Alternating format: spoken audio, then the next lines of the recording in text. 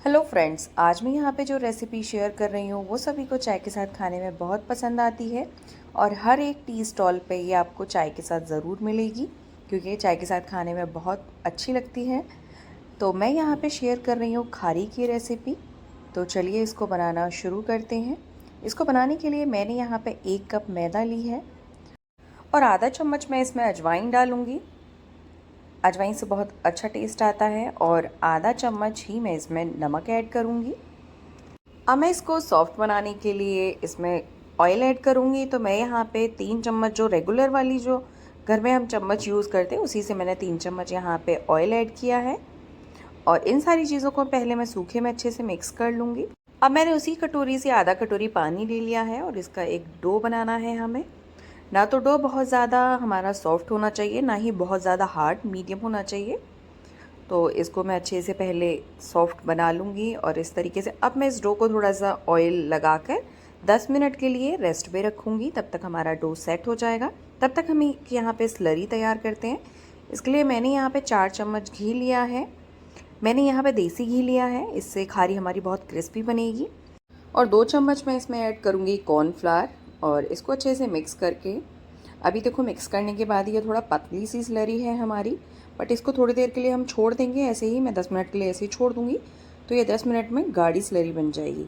अभी 10 मिनट हो चुके हैं। अब हमें क्या करना है, जो हमारे मैदे वाला डो था उसको निकाल कर इस तरीके से हाथों से खींचते हुए, लगभग मैं इसको 4 से 5 मिनट तक मैंने इसको ऐसे ही किया, जिससे आटा हमारा और भी ज़्यादा अच्छा बन गया। अब ये एकदम सॉफ्ट डो हमारा तैयार हो गया। तो मैंने इसका एक बड़ा सा गोला सा बना लिया, एक पेड़ा बना लिया इस तरीके से। और इसको मैं इक्वल साइज़ में 4 में लोइयों में कट कर लूँगी। तो मैंने यहाँ पे 4 लोइयाँ बना ली इक्वल साइज़ की। अभी हमारी लोइयाँ भी बन गई हैं। अब मैं थोड़े से सूखे आटा लगाकर इसकी पूड़ियाँ बेलूँगी। और पूड़ियाँ हमें जो बेलनी है वो बहुत पतली बेलनी है, एकदम जितना आप पतली बेल सकते हैं उतनी पतली बेलें इन्हें। तो मैं यहाँ पे बड़ी सी पूड़ियाँ बना लूँगी। तो 4 मैंने यहाँ पे बड़ी सी पूड़ियाँ बना ली हैं। अब हमें क्या करना है, एक पूड़ी को इस तरीके से रखना है और उसके ऊपर जो हमने स्लरी तैयार की थी कॉर्नफ्लावर और घी वाली, उसको पतला पतला लेयर इस पर लगानी है। बहुत पतली पतली लेयर लगानी है, इस तरीके से लगा देनी है। और इसके ऊपर थोड़ा सा सूखा आटा मैं डालूँगी। आप चाहें तो इसको जो चाय छानने वाली छन्नी होती है उससे भी डस्ट कर सकते हैं। और फिर उसके बाद मैं दूसरी पूड़ी रख दूँगी और थोड़ा सा हाथ से प्रेस इस तरीके से कर देना है। फिर उसके ऊपर से फिर हमें वही स्लरी लगानी है और स्लरी एकदम पतली सी लेयर में लगानी है। फिर हम सूखा आटा लगाएंगे, इस पर हल्का हल्का लगाना है, बहुत ज़्यादा नहीं।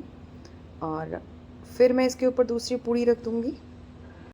इसी तरीके से यही प्रोसेस हम फॉलो करते जाएंगे। और वही स्लरी और फिर सूखा आटा, और चौथी पूड़ी हमारी लास्ट पूड़ी आ जाए उसके बाद भी हम स्लरी लगाकर और सूखा आटा लगाएंगे। और फिर उसको ऐसे हाफ़ फोल्ड करेंगे, जैसे मैंने फ़ोल्ड किया है। ये लास्ट वाली पूड़ी रखने के बाद तब ऐसे करना है। फिर उस पर भी जो हाफ़ फोल्ड किया है उस पर भी हम थोड़ी सी स्लरी लगाएंगे, थोड़ा सा सूखा मैदा डस्ट करेंगे इस तरीके से। फिर जो आधा जो रह गया है अनफोल्ड, उसको भी उसके ऊपर से फ़ोल्ड कर देना है। इस तरीके से फ़ोल्ड कर देंगे उसको भी और हाथ से प्रेस करेंगे उसको। इसके बाद अब हमारा इस तरीके का बन जाएगा। फिर हमें और इसके बाद जो स्लरी है वो लगानी है और फिर सूखा आटा डस्ट करना है। इसके बाद हम कोई स्लरी यूज़ नहीं करेंगे, इसको फ़ोल्ड कर देंगे इस तरीके से, हाफ़ फोल्ड करेंगे और बाकी के बचे पार्ट को उसके ऊपर से फ़ोल्ड कर देंगे और हाथ से अच्छे से दबाकर सेट कर लेंगे। ये प्रोसेस हम इसलिए फॉलो करते हैं कि इससे जो हमारी खारी है उसमें लेयर्स बहुत ज़्यादा बनती हैं। अब मैं इसे 10 मिनट के लिए फ्रिज में रखूँगी, जिससे कि जो हमने लेयरिंग में घी यूज़ किया है वो अच्छे से सेट हो जाए, थोड़ा सख्त हो जाए। तो 10 मिनट अभी हो चुके हैं, मैंने इसे फ्रिज से निकाल लिया है। अब इसको हमें बेलना है। तो हमें कैसे इसको बेलना है, आगे पीछे इसी डायरेक्शन में हमें बेलना है। रोटी की तरह नहीं बनाना है, सिर्फ आगे पीछे इसी डायरेक्शन में बेलना है। इसको हाथ से आप उठाकर पलट लें, बट डायरेक्शन यही होनी चाहिए बेलने वाली हमारी। तो अभी मैंने इसको पतला पतला बेल लिया है, इसको थोड़ा पतला सा ही बेलें। और अब इसके मैं यहाँ पे पीसेस कट करूँगी। तो मैं यहाँ पे इसको थोड़ा सा लंबाई में कट करूँगी, थोड़ा लंबा लंबा पतला पतला। आप चाहें तो स्क्वायर शेप में भी कट कर सकते हैं।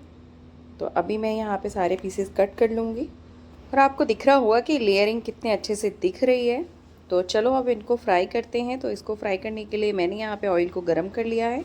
ऑयल बहुत ज़्यादा गर्म नहीं होना चाहिए, हल्का ही गर्म होना चाहिए। जैसे ये डाला है मैंने, तो अभी देखो हल्के हल्के से इसमें बुलबुले आ रहे हैं। तो इतना ही ऑयल हमारा गर्म होना चाहिए और हम इसे मीडियम टू लो फ्लेम पे फ्राई करेंगे। ना तो हमारा फ्लेम एकदम लो होना चाहिए और मीडियम भी नहीं होना चाहिए, मीडियम से थोड़ा सा लो होना चाहिए।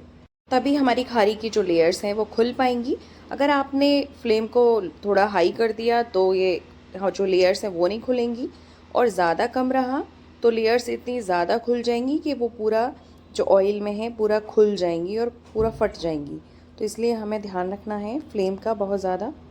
तो अभी देखो मेरी लेयर्स खुलने लग गई हैं, और इसको हमें तभी पलटना है जब ये अच्छे से लेयर्स खुल जाएं और एक तरफ से थोड़ा पक जाएं। अगर आपने जल्दबाजी में पलट दी तो ये सारी फट जाएंगी ऑयल में ही, और इनको पलटने के लिए फॉक का यूज़ करें तो ज़्यादा बेस्ट रहेगा। तो देखो कितने अच्छे से परतें खुल गई हैं, और अब मैं इनको गोल्डन ब्राउन होने तक फ्राई करूँगी। और देखो आपको लेयर्स एकदम खुली खुली दिख रही होंगी, एकदम खुली खुली है और बहुत ही अच्छी खारी इस तरीके से बनती है। आप भी इसे एक बार ज़रूर ट्राई करें।